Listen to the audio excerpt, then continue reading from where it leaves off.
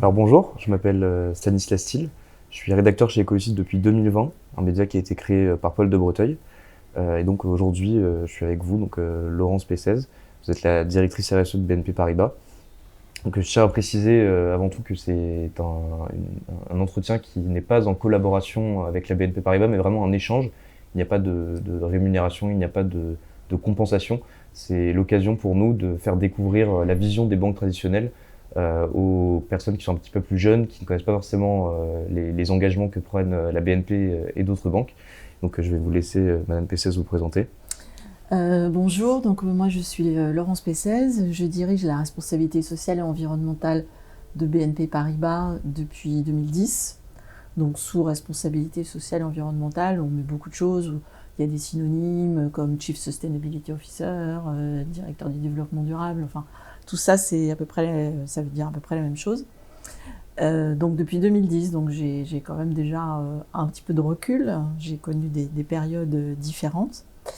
Et mon rôle, c'est de proposer une stratégie pour l'ensemble de BNP Paribas. Donc BNP Paribas, c'est la première banque européenne, c'est 200 000 collaborateurs.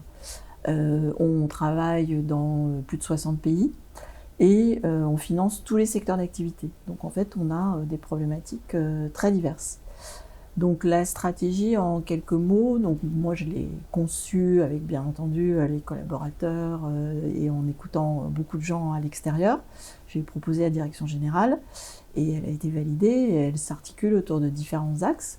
L'axe environnemental, c'est la lutte contre le changement climatique et la protection de la biodiversité qui est le cœur depuis 2011.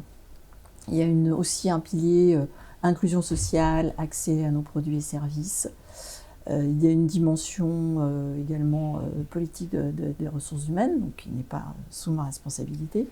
Et puis il y a tout ce qui est la gestion de nos risques environnementaux et sociaux, et également tout ce qu'on fait pour les diminuer, les gérer, notamment à travers des offres de produits et services à impact positif. Voilà, donc c'est assez large. Merci beaucoup.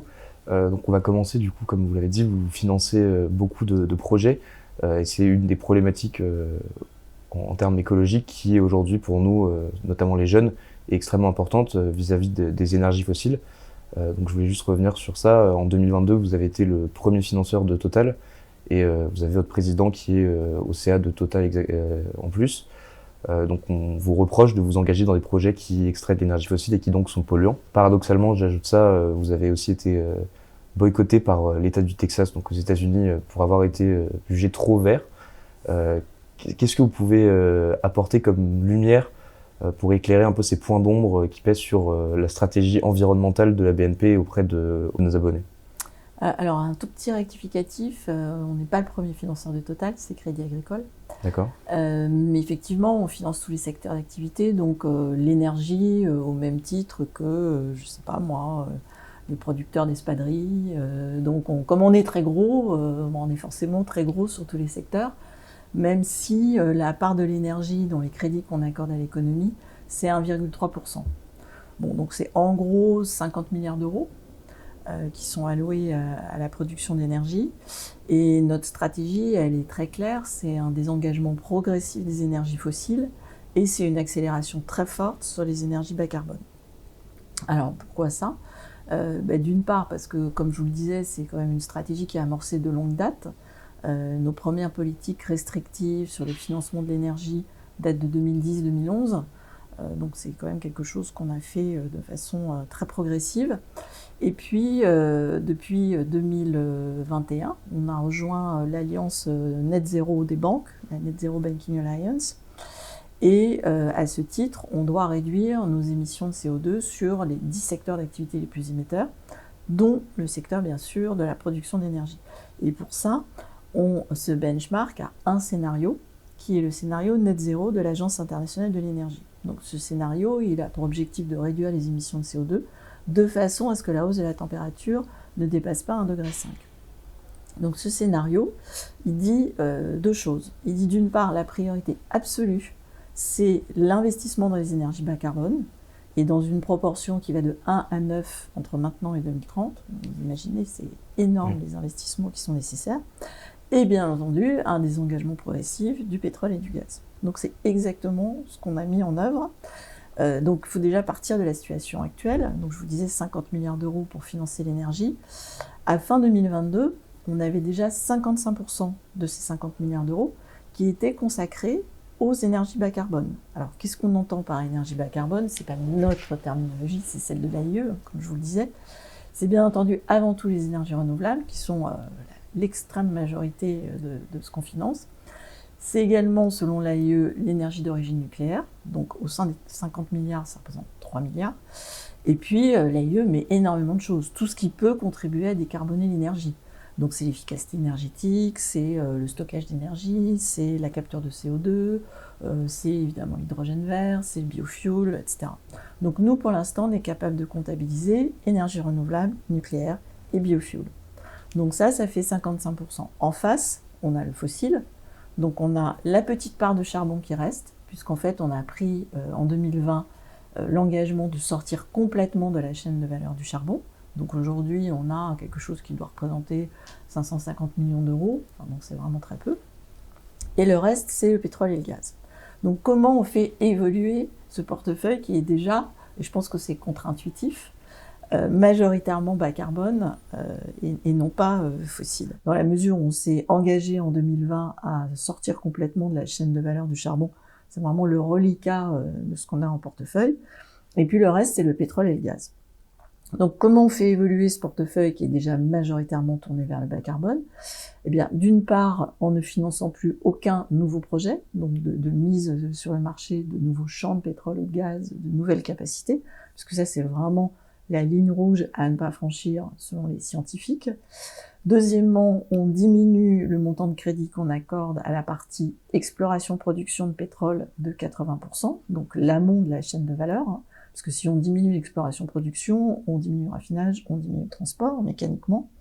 Et sur le gaz, on diminue de 30% notre exposition de crédit également. Alors pourquoi on a fait une différence entre le pétrole et le gaz? D'une part parce que dans le scénario net zéro de l'AIE, le pic du pétrole arrive plus tôt que le gaz, et d'autre part parce que comme on est la première banque européenne et qu'il y a une crise énergétique en Europe, sur le gaz, on sait qu'on peut avoir à financer, si l'Europe nous le demande, des centrales faiblement émettrices ou des terminaux d'import pour garantir la sécurité énergétique de l'Europe. Donc on est plus prudent sur le gaz. Mais donc ces décisions-là, ça va nous amener en 2030 à avoir un portefeuille de financement d'énergie à 80% bas carbone et à 20% fossile. Et du coup, vous l'avez dit, aujourd'hui, vous êtes à 55% en bas carbone. Vous l'avez dit vous-même, c'est contre-intuitif par rapport à ce que peut penser la majorité de la population. Comment vous expliquez que justement les gens soient aussi peu informés ou mal informés par rapport au portefeuille énergétique? Je prends votre exemple de la BNP. Et c'est vrai que dans l'esprit de la population, on peut penser que une banque aura beaucoup plus que 45% en énergie fossile, en énergie non renouvelable. Comment vous l'expliquez ça? Je pense que d'une part, on n'a peut-être pas suffisamment communiqué justement sur cette réalité, puisqu'en fait, nous, on est un peu le nez dans le guidon, on déroule notre stratégie, et pour nous, de toute façon, ça va de soi. Si vous voulez, en 2015, on avait 7 milliards de financement aux énergies renouvelables. Aujourd'hui, on a une ambition sur le pur renouvelable de 30 milliards en 2025. Donc déjà, c'est une accélération majeure. Donc forcément, ça se traduit dans ce que je viens de vous dire. Et puis sur le fossile, on a commencé mécaniquement par le charbon, le pétrole et le gaz non conventionnel, maintenant le pétrole et le gaz. Bon. Donc on déroule une logique de désengagement progressif. Donc on s'est pas forcément suffisamment arrêté pour dire voilà où on en est et voilà où on va. Donc ça, c'est quelque chose qu'on a corrigé. Après, je pense qu'il y a un certain nombre de rapports d'ONG qui sont à charge, qui ont tendance à grossir le trait et qui peut-être sont une source d'information prédominante dans une catégorie de la population. D'accord. Et du coup, votre stratégie de désengagement des énergies fossiles, est-ce que finalement il n'y a pas un risque pour vous en tant que banque dans cette stratégie en termes purement financiers et actionnariales? Alors, notre stratégie, elle est ambitieuse parce qu'en fait, elle est en avance de phase sur le scénario net zéro de l'AIE. C'est-à-dire ça va nous amener, vous voyez, quand on dit moins 80% de crédit sur le pétrole en 2030, on va tirer le trait. Ça veut dire que quelque part, autour de 2035, on sera sorti du pétrole. Bon, alors c'est facilité par le fait, enfin entre guillemets, qu'en Europe, il y aura plus de mise à la route de véhicules thermiques, donc forcément il y aura une demande aussi qui va baisser, mais il n'en reste pas moins qu'on est en avance sur le scénario net zéro de l'AIE. Alors, deux choses. D'une part, ça va se traduire par le fait que on va ne plus pouvoir financer un certain nombre de clients. Par exemple, les clients dans le domaine du pétrole, qui sont uniquement sur la partie exploration-production, bon bah là, évidemment, ça colle pas avec notre stratégie. Donc ces clients, on va plus les financer. Ensuite, on va être plus sélectif dans les acteurs qu'on finance, c'est-à-dire qu'on va soutenir plus fortement des gens qui sont en forte transition, et on va être plus en retrait sur des gens dont finalement on se rend compte que leur business model, il est quand même toujours autour de l'exploration-production et des nouveaux champs. Donc évidemment, il va y avoir un impact en termes de revenus à court terme, mais qui sera largement plus que compensé par tout ce qu'on va faire pour aider nos clients à se décarboner. Et donc, on a créé ce qu'on appelle un Low Carbon Transition Group au sein de la banque de financement, qui regroupe 250 banquiers, avec toutes les expertises, donc à la fois pour le crédit, pour les marchés de capitaux, pour l'advisory, etc., partout dans toutes les géographies, de façon à pouvoir financer tous ces projets, donc qui sont de plus en plus nombreux, donc pas seulement le renouvelable, mais l'hydrogène vert, mais les projets de stockage d'électricité, mais les projets de capture de CO2 qu'on commence à voir arriver. Donc si vous voulez, ça nous permet de libérer des capitaux et de la main-d'œuvre pour nous focaliser sur ce qui est l'avenir, vraiment la transition et le vert. Donc c'est à court terme, effectivement, un manque à gagner, mais qui va être beaucoup plus que récupéré dans la durée. Si je vous ai posé cette question, c'était parce que aussi, il y a 2 jours, la Société Générale a annoncé vouloir se retirer des hydrocarbures d'ici 2025, enfin de 50%. Et il y a eu, notamment au niveau de la bourse, un petit affolement avec, peut-être pas forcément que lié à ça, mais une baisse de l'action de 12%. C'est la Société Générale, qu'est-ce qui change par rapport à vous et votre stratégie? Alors déjà, nous, on est ravis que la Société Générale nous suive, parce que nous, on avait pris ces engagements au printemps, et on était un peu seuls. Et évidemment, nous, notre objectif, c'est d'avoir de l'impact. Donc plus il y a un grand nombre de banques qui demandent la même chose à leurs clients, et mieux c'est. Donc ça, c'est déjà très positif. Après, ce qui s'est passé en bourse, moi, je ne connais pas suffisamment le plan stratégique de la Société Générale qui a été annoncé, puisque la partie décarbonation n'était qu'un des éléments. Oui. Donc de là à dire qu'il y a un lien de cause à effet entre on va moins financer les énergies fossiles et une baisse en bourse de 12%, je pense que ça serait aller un peu vite en besogne. Enfin, en tout cas, nos annonces n'ont rien occasionné de tel. On est ravis pour vous. Vous êtes du coup aujourd'hui directrice RSE, donc à la BNP, et vous avez tous les engagements qu'on connaît. Est-ce que c'est pas compliqué parfois de s'imposer et de réussir à porter des valeurs écologiques dans le secteur bancaire, qui reste quand même un secteur qui continue toujours de financer les énergies fossiles, même s'il y a des stratégies? Est-ce que vous avez des difficultés pour faire appliquer ces plans dont vous nous parlez? Alors moi, j'ai un peu de recul, puisque comme je vous dis, je fais ce métier depuis 2010, et donc j'ai connu des périodes différentes. La période 2010-2015 était plus compliquée, parce qu'il y avait une compréhension des enjeux qui était moins répandue, y compris dans la population. Il y a eu un vrai Big Bang en 2015 avec la COP. C'est là où nous, on a sorti notre première stratégie de transition énergétique. Donc déjà avec un objectif de renouvelable, une baisse du charbon, une enveloppe pour pouvoir investir dans les startups qui accélèrent la transition environnementale. Et puis, très rapidement après la COP, en fait, le sujet de la transition énergétique et de la nécessaire décarbonation de toutes les industries est devenu un élément du dialogue entre notre directeur général et ses pairs dans les entreprises qu'on finance. Donc, c'est devenu un sujet de business. C'était plus un sujet porté par une frange de la population, les scientifiques, les ONG, les écologistes. C'était vraiment un sujet dans lequel on voyait qu'il y avait à la fois du business à faire, des choses qu'il fallait faire différemment. Et donc, c'est en 2017, on a pris l'engagement d'arrêter de financer les acteurs spécialisés du pétrole et du gaz non conventionnels, donc avec un impact important aux États-Unis, au Canada, puisqu'on parle de pétrole et gaz de schiste, sable bitumineux. Et là, on était aussi les seuls. Et notre filiale aux États-Unis était vraiment la seule à prendre ce type d'action. Donc vous voyez toujours quand même BNP Paribas en avance de phase, novateur, ce qui veut dire que d'une part, ma capacité à porter les sujets et à convaincre, je pense qu'elle a été démontrée dans le temps. Et puis surtout, il y a une appropriation des sujets dans un premier temps par la direction générale et maintenant par l'ensemble de l'entreprise. Parce qu'aujourd'hui, le plan stratégique 2023-2025, il y a 3 axes majeurs, dont un axe qui est la sustainability. Ce qui veut dire qu'en fait, toutes les entités de la banque ont des objectifs commerciaux sur ces sujets et que tous les collaborateurs sont formés, alors avec un énorme dispositif de formation, vraiment de transfert d'expertise à tous les niveaux, que ce soit les commerciaux, les gens qui s'occupent des risques, mais aussi les gens qui reçoivent les clients dans les agences. Donc il y a vraiment là, toute l'entreprise qui se transforme. Et quand je vous parle de notre portefeuille d'énergie qui va passer de 55-45 à 80-20, enfin vous voyez bien que c'est vraiment, on fait pivoter notre portefeuille d'activité. Donc c'est une vraie transformation qui est en train de s'opérer, y compris dans nos filiales spécialisées.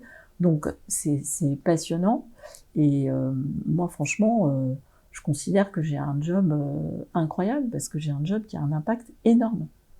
Alors les décisions ne se prennent peut-être pas sur un claquement de doigts, il faut convaincre, il faut expliquer, il faut avoir consulté beaucoup de personnes au sein de l'entreprise, à l'extérieur, arriver avec des arguments solides. J'ai pas forcément un accord immédiat, mais en tout cas, je suis entendue, l'idée fait son chemin, et elle se transforme, elle se traduit par des actes et un impact. Donc moi je considère que j'ai un job de rêve, parce qu'on finance toute l'économie, donc on a des problématiques très diverses. Je ne sais pas si on parlera de l'agriculture, de la biodiversité, mais bon, enfin vraiment les journées ne se ressemblent pas. Et en plus, on a une capacité d'entraînement, parce que comme on est la première banque européenne, on est très regardé par nos concurrents. La preuve, la Société Générale, leurs engagements ressemblent comme 2 gouttes d'eau aux nôtres. Et puis, quand on prend une décision, on envoie aussi un signal et un message à l'industrie. Donc on a un pouvoir d'accélération de la transition et de la transformation. Et quand on décide de plus financer de nouvelles capacités de pétrole et de gaz et qu'on va chez nos clients et qu'on leur explique ça, je peux vous dire que la conversation n'est pas forcément hyper agréable, mais que ça les fait réfléchir. Parce qu'ils se disent, aujourd'hui c'est les projets, demain ça va être quoi, d'autres banques vont suivre, que vont faire les investisseurs. Enfin, donc on a un vrai pouvoir d'entraînement. Ça se remet en question aussi du coup. Exactement. Et donc pour changer un petit peu de sujet, mais sans différer beaucoup, il y a ces dernières années, il y a des néobanques qui sont créées, telles que Gringot, qui elles ont un engagement qui est assez simple, qui est assez clair, c'est l'argent des utilisateurs, des personnes qui vont s'inscrire dans ces banques, sera utilisé uniquement pour financer des projets qui sont dans l'énergie renouvelable et dans la transition écologique. Qu'est-ce que vous voulez dire comme message à une personne qui aujourd'hui souhaiterait par exemple partir de la BNP pour aller chez Gringot? Je dirais que tout dépend de ce qu'elle recherche en termes d'impact. Si c'est dormir tranquille en disant je n'ai rien à voir avec les énergies fossiles, bon ok, ça peut être une solution, mais c'est un peu court-termiste parce qu'on voit bien qu'aujourd'hui il y a 2 sujets, il y a réduire les énergies fossiles, développer les énergies renouvelables. Bon, Gringot, ça reste petit, oui. Donc leur puissance de développement des énergies renouvelables, elle est toute petite. Donc ce qui veut dire que l'argent qui va être déposé chez Gringot, il va pas servir à ça. Donc ça, c'est la première chose. Donc c'est quand même rester un peu au milieu du chemin. Donc je dirais que c'est un peu se fermer les yeux sur la réalité. La deuxième chose, c'est que, qu'on le veuille ou non, les acteurs traditionnels du secteur de l'énergie font partie de la solution. Et que donc l'objectif, c'est justement de les pousser, de les inciter à se transformer. Donc ce n'est pas en ne plus finançant du tout ces acteurs traditionnels qui aujourd'hui produisent encore du pétrole et du gaz qu'on va être un acteur de la transformation. Donc je trouve que c'est un choix un peu, je privilégie ma tranquillité d'esprit, mais je ne prends pas le sujet à bras-le-corps. Pour vous, c'est un modèle, les néobanques, qui est entre guillemets voué à l'échec? Non, pas du tout. Je pense que de toute façon, c'est très bien qu'il y ait une diversité d'acteurs, c'est très bien que les gens aient le choix. Des nouveaux acteurs, ça fait toujours bouger le marché, ça pousse les acteurs traditionnels à innover, donc c'est parfait. Mais il ne faut pas se tromper de combat. Et c'est pas Gringot va pas révolutionner l'économie, et c'est pas la banque des entreprises comme on peut l'être. Et donc en conclusion, un jeune qui souhaiterait s'engager pour la transition écologique, vous lui recommanderiez plus d'aller vers vous, vers BNP Paribas, plutôt que d'aller s'engager dans une start-up en termes d'expérience professionnelle? Bah, si je privilégie l'impact, c'est clair que chez BNP Paribas, enfin, qui a une taille de bilan énorme, c'est la meilleure solution, parce que c'est un gros paquebot qui bouge moins vite qu'une start-up, mais en tout cas, il bouge, j'en suis témoin, et il a un impact énorme, et comme je vous le disais, une capacité d'entraînement. Je pense que la start-up, c'est attractif parce que on fait tout de suite quelque chose, on a un impact immédiat, mais sur un petit projet, avec un impact qui reste mesuré. Est-ce que BNP Paribas possède une cellule de prospective sur les risques vraiment physiques qui sont liés au dérèglement climatique? Oui, alors c'est même pas une cellule de prospective, hein, parce que c'est quelque chose pour nous qui existe maintenant, donc on ne se projette pas dans l'avenir, et c'est effectivement au sein de notre direction des risques, où on a des ingénieurs qui justement essayent enfin déjà objectivent le risque physique, c'est-à-dire dans notre portefeuille d'activité, compte tenu des secteurs qu'on finance et des pays dans lesquels on est exposé, quel est le niveau de risque physique. Donc là, c'est un croisement entre la probabilité d'occurrence des événements qu'on connaît, hein, les événements climatiques extrêmes, les inondations, les grandes tempêtes, la chaleur extrême, etc., par secteur d'activité, par géographie. Donc ça donne une idée de quelle est la part de notre portefeuille d'activité qui est susceptible d'être impactée par ce type de risque. Et puis ensuite, il faut creuser, alors là on en est à ce niveau-là, donc déjà c'est pas mal, on a une idée globale. Ensuite, il faut creuser au niveau de chaque entreprise, parce que chaque entreprise qu'on finance, elle a peut-être pris déjà des mesures pour se prémunir contre ces risques. Et puis, il y a des secteurs où le risque est plus immédiat. Par exemple, on finance des logements, des crédits immobiliers dans un certain nombre de pays. C'est sûr qu'il y a un certain nombre de ces logements qui sont dans des zones à risque. Ça va poser des problèmes en termes de solvabilité des propriétaires, et donc ça va impacter notre risque de crédit. Donc, est-ce que c'est vraiment possible de chiffrer ces risques et de vraiment bien les identifier, puisqu'il comme vous disiez, il y a une part d'incertitude? Alors, c'est clair que c'est une approximation, d'autant qu'aujourd'hui, on n'est pas encore descendu au niveau de chaque client qu'on finance, on est au niveau des secteurs, mais ça permet de donner une idée. Bon, chez nous, le risque est très mesuré, dans la mesure où on est très diversifié. Donc on finance tous les secteurs dans toutes les géographies. On n'est pas concentré sur un secteur ou sur un continent. Et donc pour changer un peu de sujet, on va parler de l'aviation. Vous avez rejoint le groupe de travail Aviation Climate Line Finance. Est-ce que vous pensez que l'innovation dans le secteur de l'aérien suffira pour lutter contre le réchauffement climatique, ou est-ce que vous préconisez plus une réduction du trafic aérien? Alors, je suis pas une grande spécialiste du secteur, mais ça fait partie des secteurs sur lesquels on doit effectivement réduire nos émissions. Et clairement, la réponse, non, l'innovation ne fera pas tout. C'est une industrie qui se développe. On parle de 3 à 4% d'augmentation du trafic aérien par an dans les années qui viennent. Et les moyens à la disposition de cette industrie pour se décarboner, c'est d'abord l'optimisation des routes, c'est l'efficacité énergétique. Les nouveaux avions sont plus performants que les anciens et consomment moins de fuel. C'est les biofuels, donc les fameux Sustainable Aviation Fuels.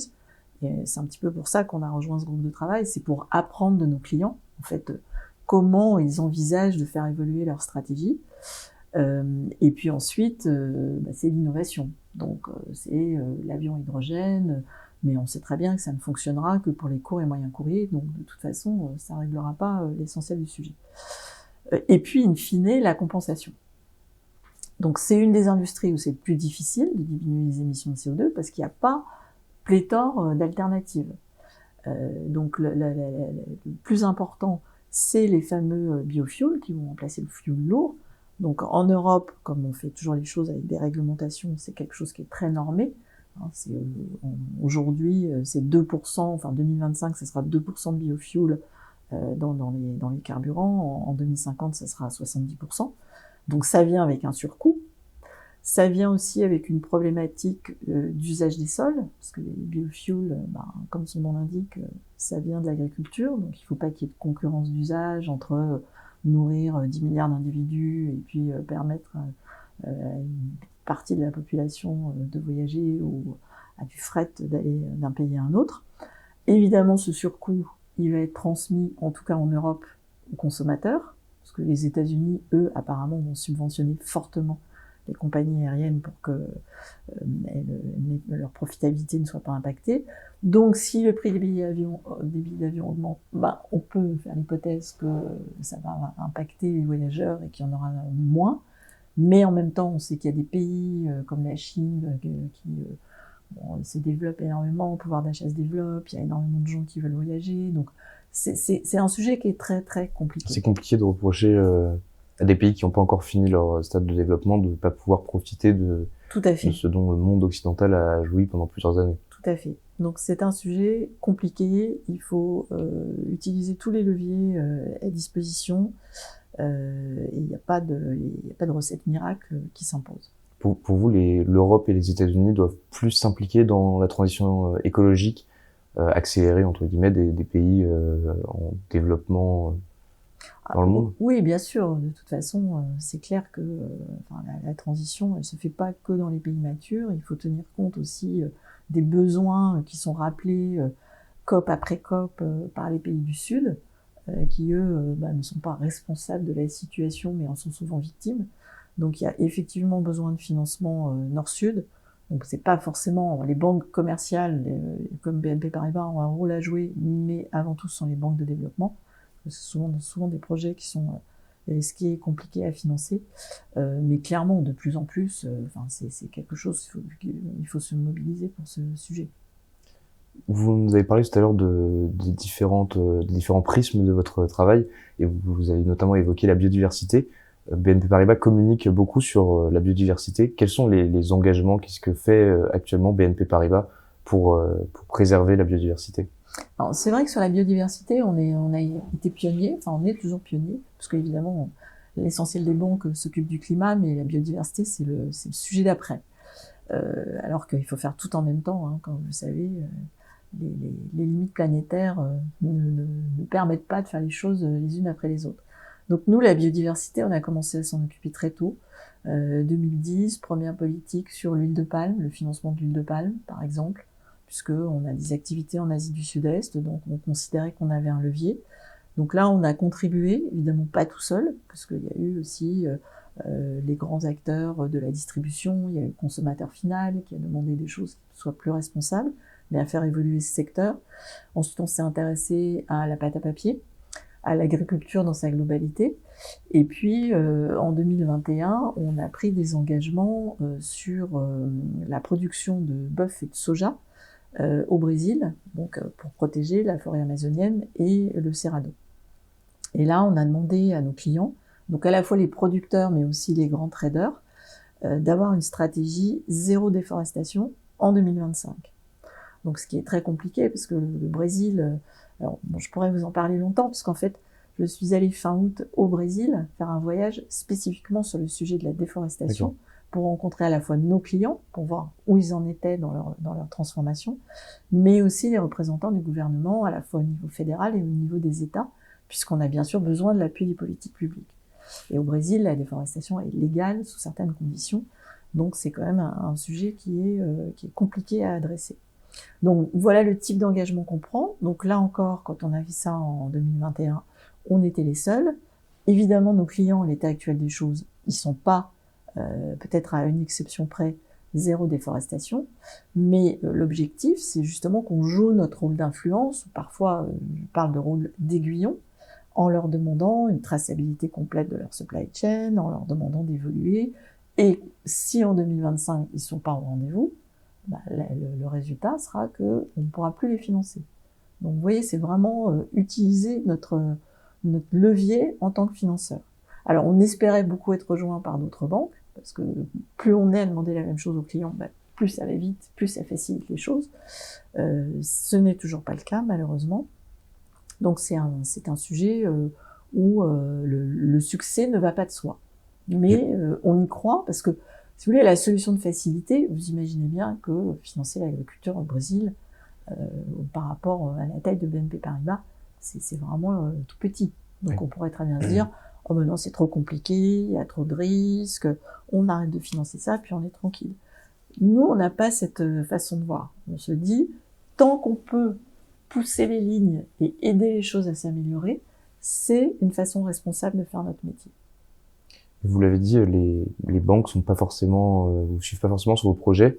Vous vous considérez comme pionnier. Est-ce que aujourd'hui vous trouvez que l'ensemble des banques, pas forcément pour la biodiversité, mais pour l'engagement écologique en général, que ces banques ne sont pas à la hauteur aujourd'hui du combat?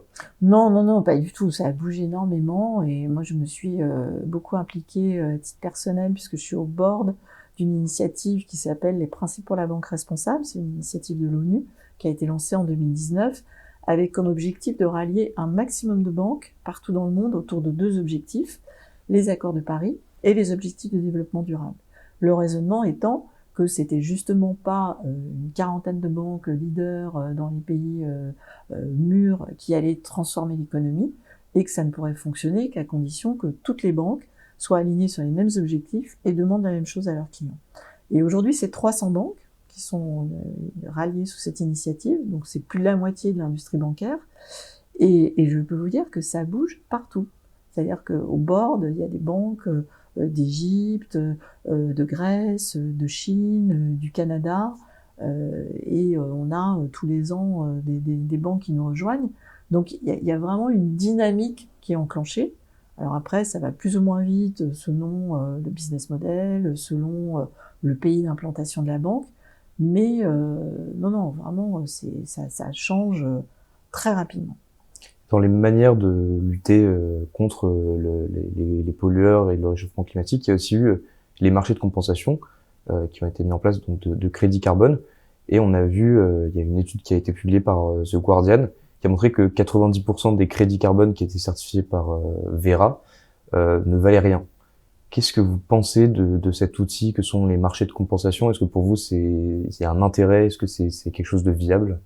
Alors, nous, on a une position très claire sur les crédits carbone, qui est une position publique d'ailleurs, qui est en fait déjà n'utiliser les crédits carbone que en dernier recours, c'est-à-dire qu'une fois qu'on a fait tout ce qu'on peut faire pour décarboner son modèle d'affaires, et être très sélectif sur ces crédits, justement. Il faut qu'ils aient une haute valeur ajoutée environnementale et également des co-bénéfices sociaux.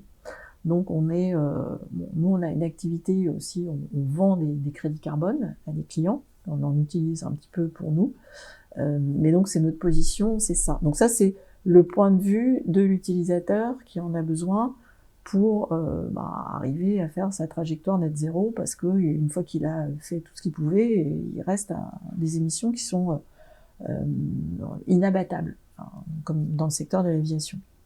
Après, il faut voir à quoi ça sert.